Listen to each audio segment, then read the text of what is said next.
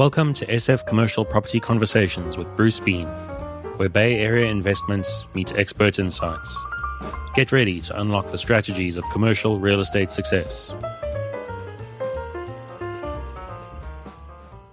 So today we have Quentin Karn with us, and Quentin is in the unusual and very wonderful world of live work and moving into buying apartments and remodeling. So you are in the Oakland market, which is very close to my heart. Our two kids live in Oakland or have lived in Oakland. So anyway, great to have you, Quentin. I'd kind of like to know how you got from basically Burlingame, Foster City to working in Oakland. Yeah, well, thanks for having me on here, Bruce. Kind of a funny journey to get there. I started by my summers, kind of helping my dad out remodel some single family homes he had over in Oakland. And I didn't think much of it, didn't know they would bring me back to real estate. And that was back in like high school. Then I went through college, got out, and all you kept hearing about is how strong the real estate market was. And I started scouring LoopNet, and every few weeks you just see prices of units going up and up and up. And I was like, you know what? I think I could take a stab at this. Let's try to get involved. And at the time, my dad had picked up an apartment building that he was working on over in Alameda. I'd helped him renovate four of the six units in that building. And basically, by renovating, gutting the studs, renovating them out, I found it was not that difficult. And I decided to buy a warehouse in Oakland and turn it into an apartment building. Wow. So Yeah. that was your first jump into the Wild West of converting warehouses to live work. Yeah, it was a abandoned warehouse that the U.S. government had seized as an asset forfeiture. It used to be a grow house, and so I looked at the space and thought, this could totally be an apartment building. Partnered with a great architect, we ended up getting our permits approved. Took about a year or so to get the city of Oakland to give us permits, and luckily they're a by right zonage in Oakland, which is very helpful. So you don't have to go through design review when you're doing live works. There's also still currently no requirement for parking. So you don't Wow. have to have off-street parking, which is a huge impediment for most real estate projects. Yeah, I mean, the building had most things we were looking for. It had 400 amps. It had large gas service. So there wasn't going to be too much of a headache working with utility companies.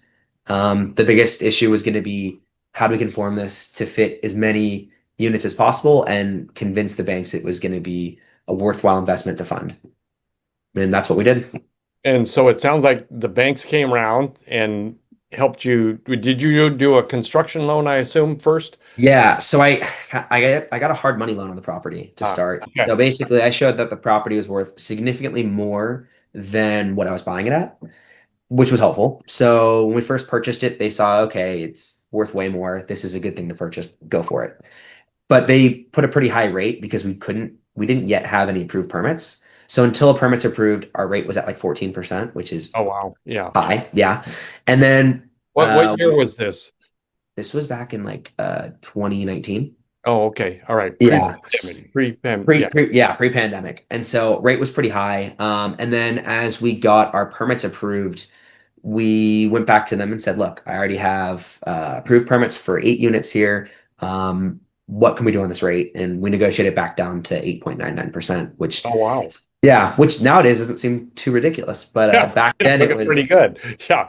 it was Right. burning a hole in my pocket. So, but they were able to fund the deal from there, and we just pushed through. We had a bunch of draw periods where, complete some portion of it, get a draw, prove to them what's moving along, and it was a pretty wild ride. Ended up effectively working as almost a GC on the project. I did most of the architectural designs, or at least the AutoCAD to kind of design the building. And I worked directly with the city, so with inspectors and subcontractors, and got the whole thing finished. And now I'm the operator who manages the property.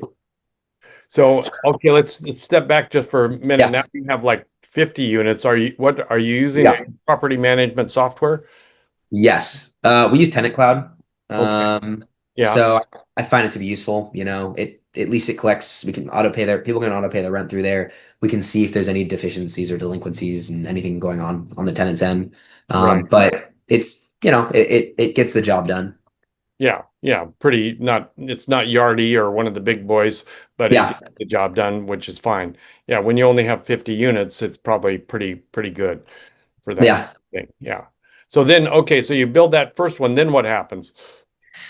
Finished that one. We refinanced. We were able to cover pretty much the full cost of the building. So get all the money back out, get everything done. And then it's cash flowing and we started picking up other properties. So Um, you still own that one today, right? yes, yes, still in that one today. Yeah. Yeah, we haven't sold that one off. So far, we don't really sell any of our apartment buildings.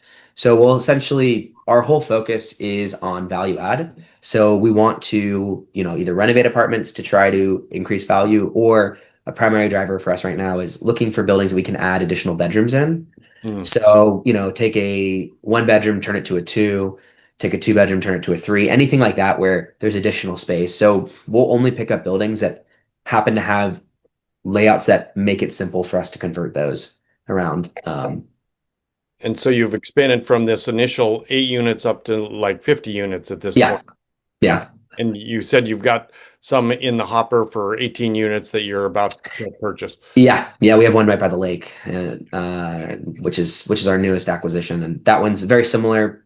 Once again, looking for the ability to turn these units from like a one bedroom to a two or two to three, and that's really where we can. We don't know where the market's going to be in a few years, but at least we know by building an appreciation, we build a buffer to kind of hedge out if the market goes more south, and if it goes up, there's a great upside for us. Um, So, so let's take this one off the lake. It's currently what you say, 18 units or something? yeah, 18 And units. and you think you can convert like one bedrooms to two bedrooms? Yeah, yeah, some studios. The studios might stay studios, but the one bed will eventually convert to two bedrooms. And then I think there's seven of those. And then I believe there are nine one beds currently and seven two beds currently. So we'll add a bedroom to each unit type. Oh, wow. Okay. Yeah. Well, Mm, in a lot of cases, people that are living in those units have kind of already converted them to two bedrooms or whatever. Not really converted, but they're using them as two bedrooms. Is that the case here? No, what's kind of weird, we actually did this on another building as well. We have a 15 unit that we've turned most of the units over already. Um, what we find is that these older buildings built in the early 1900s will have these weird closet spaces. Ah, Like they'll have like a built-in closet in the front room that's like maybe 5 feet deep and like 10 feet long. oh, And wow. so, yeah, and so we've identified certain architects that kept designing these or doing these types of buildings throughout Oh, Oakland. interesting. And we found that in almost all these buildings, we've been able to just knock out that area and then also build out a typical, like a bedroom over where the dining room used to be, and then turn the kitchens around so you don't have it, you kind of create like an alcove type kitchen setup. Right. And we end up expanding, making the kitchens quite a bit larger. Like and the front rooms are never really smaller because we just remove all the empty closet spaces. Oh, wow. So these are early 1900 units. Yeah. Yeah. Yeah, that's intriguing. So, and there's a particular architect that designs this particular style. Yeah, it's either a specific architect or this was kind of like a style that was being copied by a bunch of other architects. Right, But right. we've noticed this same style throughout Oakland. I mean, throughout the East Bay. It's Yeah. probably been prevalent in San Francisco. But like we look at this as, oh, you can pretty easily create additional windows or bedrooms. Yeah, so long as the windows are set up properly, it's not overly difficult. So do you have to pull out all the electrical and put in new plumbing? How thorough do you get? Yes and no. So we always do new electrical. Most of these buildings we want to upgrade the amperage anyway. So, you Right. buy a building that's got 100 or 200 amps. We typically have to push up to like 400 amps. Yeah, So we'll run new feeder lines, new sub panels, and then within the units, you're going to trigger an upgrade because we're going to put in LED lighting. When you touch the kitchen, you're going to have to add new circuits. You can't run it all off one circuit like these old school kitchens are. right, Most of the time, sub panels are, in a closet that doesn't meet code. We have to move it. right. So everything we do is permitted, so it triggers a full upgrade of the electrical typically, but the plumbing, no, we don't touch the bathroom or the bathrooms for the most part. We'll just like retile the showers and whatnot. And then the kitchens, if they have to get moved, then we'll move the kitchens. But um, typically, if you're gonna do this to most of the units, you can kind of create a unified stack with the units above and below it, and you can just run a new line all the way down to kind of deal with your plumbing. Wow. Okay. Yeah. Well, it sounds like you've got this system figured out. Kind of. It's it works well in a market right now where things are slower because you don't want to buy something without really putting all of your, paper. You want to get everything kind of figured out. Right. And when we'll pick up a building, like, we'll do a full like plan of like AutoCAD for all these different units, just to see how realistic it is that we can convert these over. That's before you even buy it. That's before we might even put an offer in. Oh, Yeah. I really? mean, it Oh, might be. It kind of depends how hot the market is and whether we need to get an offer in right away. But if you had a little bit more time, we'll go out there, tour it, take a laser tape measure, take a bunch of measurements and go, how viable is this? yeah. We don't want to waste their time by putting offers together and it doesn't work. And then, now we've kind of screwed them Yeah. over. So we try to do it before the offer You generally. kind of put your due diligence together prior to Yeah. so you know kind of how much you got to put into it going Yeah. the whole process. Well, Or to that's see if it's even worth pursuing. Yeah. so are you finding the market is starting to get more competitive or is it still pretty slow? No, it's Oh pretty wow. slow. Oh wow. Um, what I've seen is that there's just not a lot of buyers in Oakland in general. So you're seeing a ton of buyers in San Francisco, but in Oakland, it's pretty quiet. Units are really pretty cheap right now. But I think what's happened is most of the people who invested in Oakland the last cycle had a lot of them been burned Yeah, because they right. bought stuff that was at a cap that was super low at a super high, unit price per unit. And then now with interest rates so high, if they have variable interest rates or if it's coming due, like they can't really afford to hold these properties. Right. And Right. so people are maybe they're getting by, but they're surely not looking to buy other properties. So all that competition is waiting it out. Well, but it sounds like the rental market is still pretty good. It's okay. The rents have been down about 20% from the peak, at least Yeah. 22%. But we are seeing I think we're seeing the first increases in rent in a while. It Oh, seems really? like, yeah, the downtown kind of corridor has had pretty decent absorption recently, and we're seeing what is it? Concessions are kind of dwindling down, which is nice. But we don't buy in downtown Oakland. We're always like in kind of the suburb markets near it. So like Lake Merritt and Fruitville and those other areas, Diamond and all that. So those areas are still doing decent, but there's still a lot of room for them to move up. Well, that's interesting. So there's still time, but there's still enough of a market that you can buy stuff and fill it and not be, scratching around too much. Yeah. Yeah, there's still demand and there's still people, moving out there. There's a lot of uncertainty in Oakland right now. Yeah, yeah. But well, how are you feeling about Oakland now with the new mayor? Are things starting to turn around a little bit? I don't know. Hard to I know. don't really know. I'm happy we don't have the old mayor. I think everyone is, Yeah, but it's hard to say. She has a short term. I mean, she's just taking over the remainder of this term, so right. hopefully she can bring her like political cachet to improve Oakland. But I don't really know yet. I haven't seen what she's doing to fix the Yeah, city. yeah, yeah. Um, yeah. But it sounds like you're very bullish on Oakland in that you can buy apartment buildings for a very good rate and then fix them up and rent them out and the market for you is pretty good. I mean, the way to look at it is some of these units are selling for 50% the cost that they used to be, right? Yeah. It used to be some of these units were 350K a door. Now they're at 170. And so if I go back in time, when was the last time some of these units were at 170,000? And it was like back in the last recession. Oh I wow. mean, why wouldn't someone want to buy at that rate, you know? Yeah. And I think, is it going to go any lower? I don't think so. I mean, it's Yeah. surrounded by such a strong market around it. You have a Right. high education level in the whole Bay Area. I mean, there's enough built up here. You're not buying in the boonies. Right. So, in Oakland, year on year, great restaurants are popping up. People are moving in. Like, it's not like Oakland's necessarily getting that much worse. Like, things are still improving.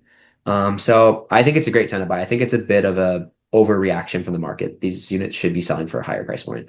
Well, pre-pandemic, Oakland was very hot. I mean, Yeah. Temescal and some of those locations were hot and people were moving in and it was a great place to be. There were all sorts of bars and restaurants popping up. It was fantastic. So that all kind of fell apart when the pandemic came in, but hopefully things are starting to come back again. Yeah, it feels like it is just from the sentiment from the renter side, but I think from the investor side, there's just a hesitancy, and there's not really any there's no institutional investors in Oakland right now for the most part. A lot of them have left, and they're kind of the ones who were bidding up these big deals, and so with them gone, I mean, anything 20 units or above, like you don't have that many buyers. Like that's not really mom and pop anymore. Those are like we're typically larger investors picking those up. Right, right. So what's the vacancy rate? Do you know in those kind of newer units that are downtown, the high-rise things? It varies for those buildings. I think I've heard that they're at like 20 to 30%. Yeah. So it can be pretty brutal on a lot of those buildings, but they're offering such massive concessions that they're trying to fill those. But I do think that I believe I read that this next year, there'll be less units coming on market than we've had in the last like any of the last 3 or 4 years. So Yeah, there's a lot less building in downtown. right, Uh, right. yeah. And the UC Berkeley campus seems to be expanding, so that's probably helping the housing market a little bit. Well, Berkeley's also building a ton of housing. They're the other market that's like expanding massively. And we'll see how that impacts rents. I mean, I think that's gonna hurt Berkeley rents a bit, but I don't think it'll impact Oakland too much. Well, Berkeley's under rent control anyway, right? Yeah. Yeah, I assume you're avoiding rent control. No, they're all rent control properties that we buy. I Oh, they mean, are. the one I built's not rent controlled because Oh, it's new construction, but the other ones we buy are all rent controlled oh, because they're like 1950s or 1920s buildings. yeah. Uh, so they are rent controlled, but you just wait for people to turn over. Oh, I see. Okay. Yeah. What's the typical increase per year? It's a CPI increase, or what do they It do? was 0.8% this last year, Ah, which wow. is they use their own version of CPI. So I don't think anyone knows what they're doing. Yeah, 0.8%. That's less than 1%, right? that is. Yeah. Wow. Okay. Interesting. Well, this has been very illuminating, educational, and I love the Oakland market. So I think we should talk again in 6 months and see how you're doing, Sure. what the market looks like, and go from there. So where can Cool. people get a hold of you, Quentin? Yeah. If any brokers or agents have any deals and want to send it over to me, my email is quintink@gmail.com. It's just QUENTINK at gmail. And we're open to working with whoever and trying to expand right now. Well, that is very cool. Well, let's keep in touch. I want to hear more about the Oakland market in the near future. Cool. Appreciate it. Thanks for having me on. All right. That's a wrap on today's journey through the SF commercial real estate scene. Ready to share your story? Visit sfcommercialconversations.com/guest. Your insights could lead the next conversation.